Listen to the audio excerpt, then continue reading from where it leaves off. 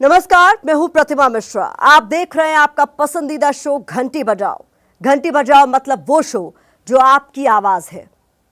एक ऐसा शो जो आपकी समस्याओं को देश के सामने लेकर आता है ताकि आपकी उस समस्या का समाधान हो सके।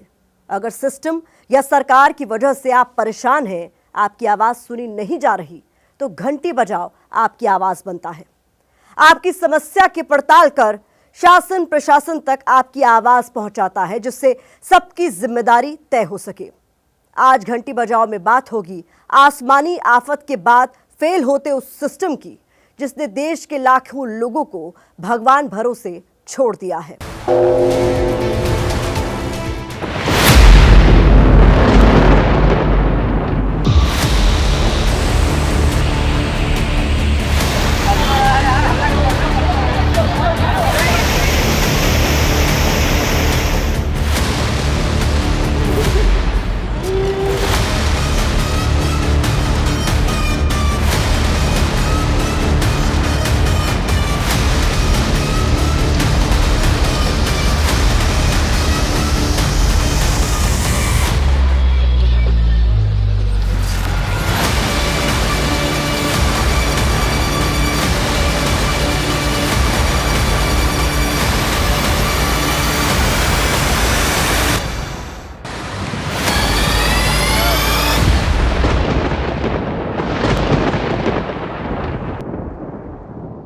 बारिश किसे अच्छी नहीं लगती।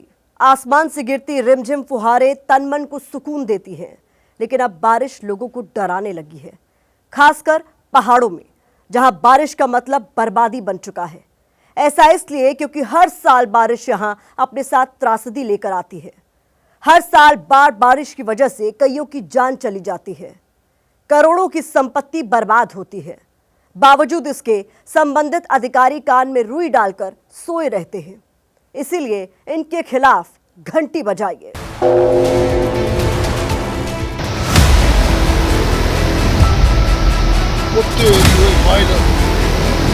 कुदरत मंद है कि ना? बहुत ही तगड़ी तबाही, पूरा नाला भर गया है। देखो लाइफ फ्लड, पूरा बादल फटने का आसार, पंचाहुला नाला फट चुका है दोस्तों।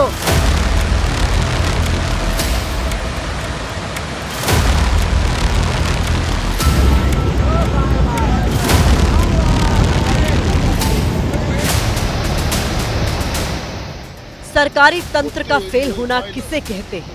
हिमाचल प्रदेश से आई तबाही की इन तस्वीरों को देखकर पता चलता है। टेबल वो चलेगा।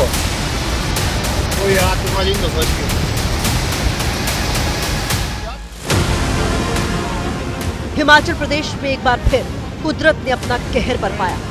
हिमाचल प्रदेश एक बार फिर कुदरत के प्रतिशोध के आगे बौना नजर आया, क्योंकि हिमाचल प्रदेश में एक बार फिर वो सरकारी सिस्टम फेल हो गया जिसके कंधे पर इस तबाही को रोकने की जिम्मेदारी थी। हिमाचल में ये मुसीबत बादल फटने के कारण आई है, जो वैसे तो आसमानी आफत है। हर साल बादल फटते हैं, लेकिन कहानी इसके आगे की है, बादल फटने के पहले और बाद की है, जहां एंट्री होती है हमारे सिस्टम की, जो हर बार की तरह एक बार फिर फेल हो गया।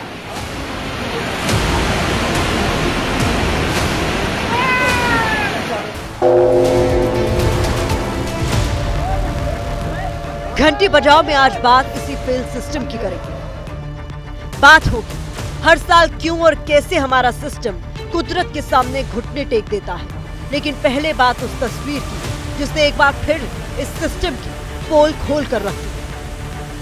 लाइफ फ्लड, पूरा बादल फटने का आसार, पंचाहुला नाला फट चुका है दोस्तों। इसकी शुरुआत पानी में तिनकी की तरह बहती इन लकड़ियों से करते हैं, जिसने एक बार को तो साउथ की सुपरहिट फिल्म पुष्पा की यादें ताजा कर दी। अब दोस्तों पुष्पा राजा। ये तस्वीर कुल्लू जिले की सेंट घाटी की है, जहां बादल फटने के बाद जीवा नाले में सैलाब आ गया, जिसने देखते ही देखते रौद्र रूप ले लिया। शुरुआत में ये तस्वीर किसी भी आम बरसाती नाले जैसी थी, लेकिन थोड़ी ही देर में मंजर बदल गया। पानी के साथ बड़ी बड़ी लकड़ी बहती हुई दिखाई देने लगी। एक समय तो ऐसा आया, पानी की जगह केवल लकड़ियां नजर आ रही थी। जिसने भी इस तस्वीर को देखा हैरत में पड़ गया, क्योंकि पानी का ही नहीं, यहाँ लकड़ियों का भी सैलाब था। हम आपको बताते हैं यहाँ कैसे सरकारी तंत्र फेल हुआ। नदी के किनारे ना जाए भाई लोग, ये देखिए तबाही तबाही। पहाड़ों में जंगलों की कटाई बहुत तेजी से हो रही है। इतनी लकड़ियों का एक साथ बहकर आना इसी का सबूत है कि बड़े पैमाने पर लकड़ी काटकर जमा की गई थी। अब सवाल ये है, जब इतने बड़े पैमाने पर लकड़ियां काटी जा रही थी, प्रशासन कहां था?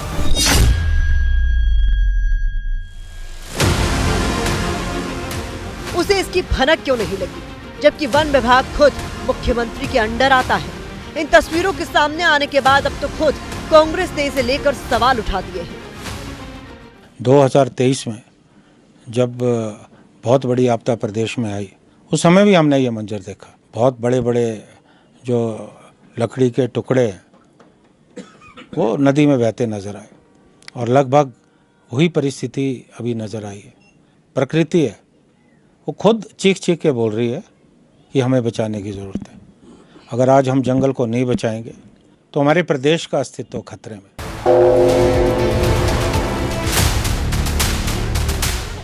इन लकड़ियों और सैलाब का क्या कनेक्शन है, अब ये जान लीजिए। पहाड़ों में जंगल ऊपर से बहकर आते पानी को काबू में रखता है, जिसके नीचे आते आते पानी की रफ्तार कम हो जाती है। लेकिन जब पेड़ ही नहीं होंगे तो पानी कैसे रुकेगा? ऐसे में इसी तरह बादल फटने के बाद सैलाब आएगा। पहाड़ों में जो कटाई हो रही है, उस कटाई के कारण जंगल भी नष्ट हो रहे हैं और पत्थर सामने आ रहे हैं। तो जो पानी ज़मीन के अंदर जा सकता था मिट्टी के कारण, वो मिट्टी अब रही नहीं, तो पानी ज़मीन पे ही बहेगा और वो बहुत तेज़ी से बहता है और नीचे की तरफ आता है। तो निश्चित रूप से उससे जो भी नुकसान होता है बहुत अधिक मात्रा में होता है। लेकिन प्रशासन की लापरवाही की कहानी यहीं खत्म नहीं होती। पेड़ से लेकर रेत तक ये खेल चल रहा है। नदियों से अंधाधुंध रेत निकाली जा रही है, जिसके कारण नदी अपने वेग पर कंट्रोल खो रही है। इसके अलावा पहाड़ों में नदी किनारे बन रहे होटल और घर भी एक बड़ी वजह है, जिसके कारण सैलाब आ रहा है। ये होटल और घर पानी की कुदरती दिशा को बदल रहे हैं, जिससे पानी कभी पुल को बहा ले जाता है तो कभी सड़क को, कभी कभी तो फ्लैश फ्लड घरों को भी अपनी चपेट में ले लेता है। नदी के तल की अगर रेत निकाल लेते हैं तो उसके कारण बड़ा नुकसान होता है। उसका कारण ये है कि जब रेत रहती है तो पानी को रेत एब्जॉर्ब कर लेती है, परंतु जब रेत निकल जाएगी तो वो तल उबड़ खाबड़ हो जाएगा और उसके कारण क्या होता है कि जो पानी बहता है, तेज़ी से आता है, वो टर्बुलेंट फ्लो का फॉर्म अख्तियार कर लेता है।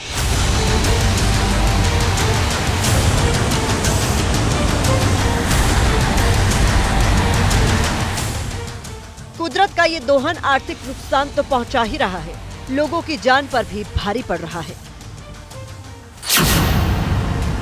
2024 में हिमाचल प्रदेश को बाढ़ से 1360 करोड़ रुपए का नुकसान हुआ। 11 लोगों की मौत हुई थी, 50 लोग अब भी लापता हैं। जुलाई 2023 में शिमला में 20 लोग मारे गए थे, 100 से ज्यादा घर बर्बाद हुए थे। अगस्त 2022 में चंबा में 15 लोगों की मौत बादल फटने से हुई थी, 50 से ज्यादा लोग लापता हो गए थे। इसीलिए इस सिस्टम के खिलाफ घंटी बजाई, क्योंकि आफत भले ही आसमानी हो, लेकिन इसके बाद की मुसीबत के लिए सिस्टम जिम्मेदार है, जो हर बार त्रासदी के बाद जागता है और फिर चादर तानकर सो जाता है।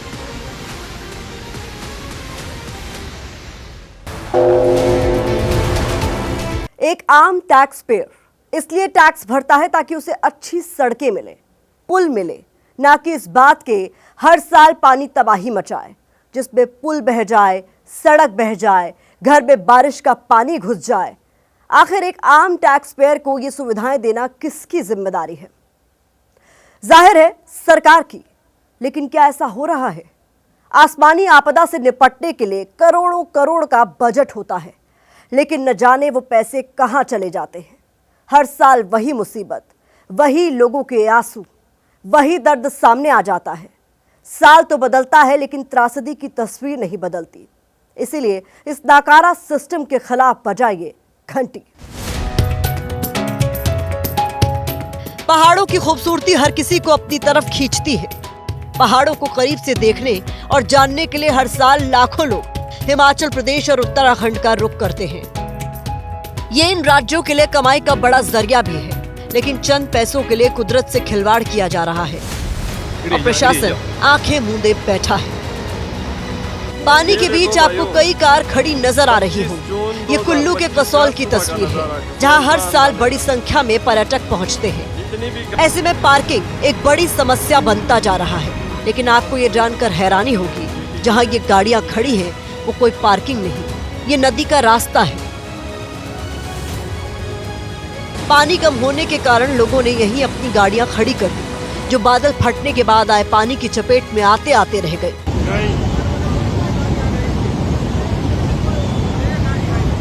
राहत की बात ये रही, ये गाड़ियां पानी की चपेट में नहीं आई, वरना इनका भी हाल इस पिकअप वैन जैसा होता, जो तिनकी की तरह बहती चली गई। कुल्लू के कसोल में बादल फटने के बाद बाढ़ में फंसी गाड़ियां। जहां गाड़ियां खड़ी थी वहां कोई पार्किंग नहीं है। सोचिए, इन कारों में कोई होता और ये पिकअप वैन की तरह पानी के चपेट में आ जाती, तो कितनी जिंदगियां बर्बाद हो जाती। ऐसे में सवाल उठता है, ये किसकी जिम्मेदारी है? बरसाती नालों के पास गाड़ियां पार्क ना हो, ये किसकी जिम्मेदारी है? अगर ऐसी अवैध पार्किंग है तो उसके खिलाफ नकेल कसी जाए। जाहिर है प्रशासन की, जो अपना काम ठीक से नहीं कर रहा। ऐसे में आपको घंटी बजाना जरूरी है, ताकि अगली बार इस तरह की तस्वीर सामने ना आए। मॉनसून हर साल आता है और साथ आती है त्रासदी। वैसे पहाड़ी राज्यों के लिए त्रासदी नई नहीं है। हिमाचल प्रदेश हो या फिर उत्तराखंड, दोनों ऐसी त्रासदी के गवाह हर साल बनते हैं। लेकिन ऐसा लगता है इससे कोई सबक नहीं लिया जाता। सरकार और प्रशासन की जिम्मेदारी है पिछले हादसों, तबाही और गलतियों से सबक ले, पर ऐसा हो नहीं रहा, जिसका खामियाजा आम लोगों को भुगतना पड़ रहा है। स्मार्ट सिटी हो या फिर पहाड़ी राज्य, सबका हाल ढाक के तीन पात बन चुका है। हर साल त्रासदी के बाद प्रशासन जागता है, लेकिन फिर कुंभकर्णी नींद सो जाता है। ऐसे में इस निकम्मे और लापरवाह सिस्टम को जगाने के लिए बजाइए घंटी। ये कुल्लू की सेंज घाटी में NHPC के प्रोजेक्ट के पास की तस्वीर है, जिसे पानी के वेग ने अपनी चपेट में ले लिया। कुल्लू ही नहीं, धर्मशाला में भी बादल फटने से तबाही मची है। धर्मशाला में बादल फटने के कारण अचानक सैलाब आ गया,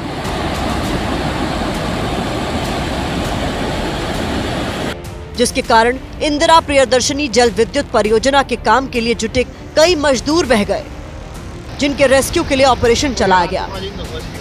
यहाँ एक प्राइवेट हाइड्रो पावर प्लांट है, जहाँ पे जो मजदूर थे इससे थोड़ा ऊपर जो थे काम कर रहे थे, और अब रेस्क्यू ऑपरेशंस जो हैं वो चले हुए हैं। रेस्क्यू ऑपरेशंस के लिए NDRF के जो वर्कर्स हैं वो जा रहे हैं। उनको हम दिखा रहे हैं आपको पहले तो कि NDRF के वर्कर्स के लिए इस टेरेन को क्रॉस करना और वहाँ तक पहुँचना, जहाँ वो मजदूर जो काम कर रहे थे, जो वर्कर्स हाइड्रो पावर प्रोजेक्ट के थे काम कर रहे थे, वो वहां तक पहुंचना कितना बड़ा चैलेंज है। बारिश के कारण परियोजना का काम नहीं हो रहा था, इसलिए सभी मजदूर टेम्पररी शेड में थे। इस बीच बादल फटने से बरसाती नाले का पानी कॉलोनी की तरफ डाइवर्ट हो गया, जिससे शेड में आराम कर रहे मजदूर बह गए। ये तस्वीर किसी को भी भयभीत कर सकती है। पानी का वेग इतना ज्यादा था, हाइड्रो प्रोजेक्ट में लगी बड़ी बड़ी मशीनें तक पानी में बह गई। धर्मशाला में बादल फटने से मनूनी खड्ड में आए सैलाब में 5 लोगों की मौत हो गई है। ये मनूनी खड्ड है जिसमें सैलाब आया था और 5 लोगों की इसमें मौत हो गई है। बड़ी बड़ी मशीनें जो हैं बह के जो हैं नीचे आई हैं। धर्मशाला हादसे के बाद हिमाचल के हाइड्रो प्रोजेक्ट एक बार फिर सवालों के घेरे में आ गया। इन्हें भी त्रासदी के लिए जिम्मेदार माना जा रहा है। हिमाचल के इन बड़े बड़े हाइड्रो पावर प्रोजेक्ट के लिए बनाई गई सुरंगें और दूसरे निर्माण कार्य पहाड़ों को अंदर से खोखला और कमजोर कर रहे हैं। इसके चलते भूस्खलन की घटनाएं बढ़ने लगी हैं।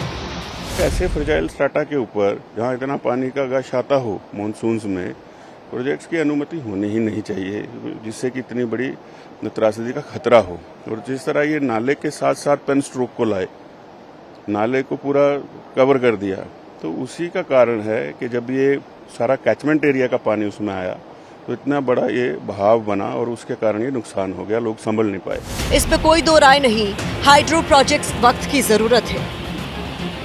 प्रोजेक्ट के पूरा होने के बाद ये बिजली से लेकर पानी तक की जरूरत पूरा करते हैं। जब नियम कायदों को ताक में रखा जाता है, जिसका खामियाजा कुदरत को चुकाना पड़ता है।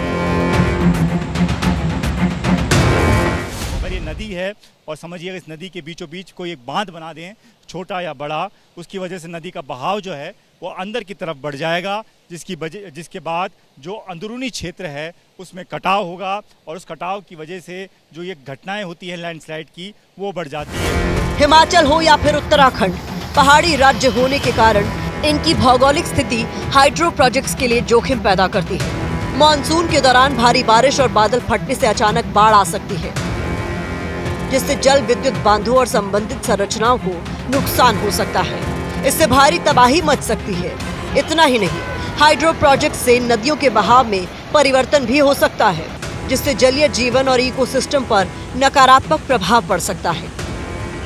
परियोजनाओं के लिए बांधों के निर्माण से जंगल और प्राकृतिक आवास को भी नुकसान हो सकता है। निर्माण से निकला मलबा प्राकृतिक जल निकासी को अवरुद्ध करता है, जिससे बाढ़ का खतरा बढ़ जाता है, जैसा धर्मशाला में हुआ। इसीलिए घंटी बजाना जरूरी है। हमारी पूरी रणनीति हिमालय के ढांचागत विकास को लेकर एक नई तरीके से होनी चाहिए।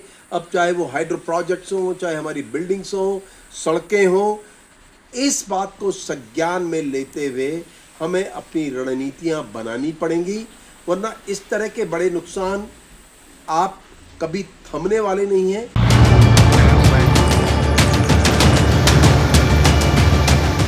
वैसी तस्वीरें उत्तराखंड की भी अलहदा नहीं है। यहाँ भी वो सब धड़ल्ले से हो रहा है जो हिमाचल प्रदेश में हो रहा है, जिसका नतीजा आपदा के रूप में सामने आ रहा है।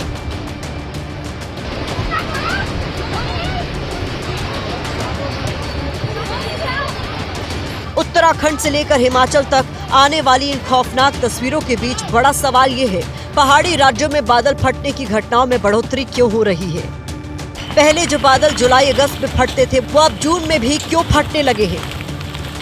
तो इसके लिए जिम्मेदार है जंगलों में आग लगने की घटनाएं जो इन दिनों आम हो चली है, जिस पर प्रशासन समय पर काबू नहीं पा पाता और वो बढ़ती चली जाती है, जैसे पिछले दिनों उत्तराखंड में दिखाई दिया।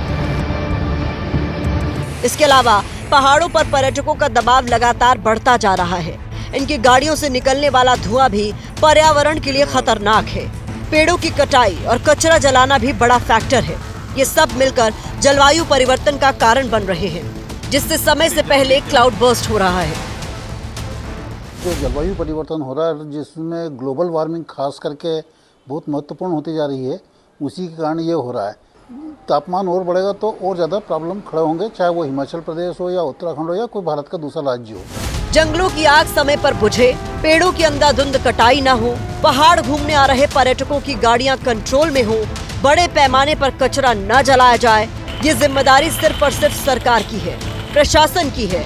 लेकिन पहाड़ों में ये नहीं हो रहा, जिसका असर हर साल त्रासदी के रूप में देखने को मिल रहा है। इसीलिए समय आ गया है घंटी बजाने का, ताकि हमारे पहाड़ बच सके, ताकि हमें ऐसी तबाही का गवाह न बनना पड़े, ताकि लोगों की जान बच सके। तो उठाइए फोन, बजाइए घंटी, क्योंकि यही सही वक्त है जब आपकी एक घंटी आने वाले वक्त में ऐसे हादसों में कमी लाकर सैकड़ों जानें बचा सकती है। घंटी बजाओ में आज बस इतना ही। अगले हफ्ते मैं फिर आऊंगी किसी बड़े मुद्दे के साथ। तब तक आप देखते रहिए एबीपी न्यूज़।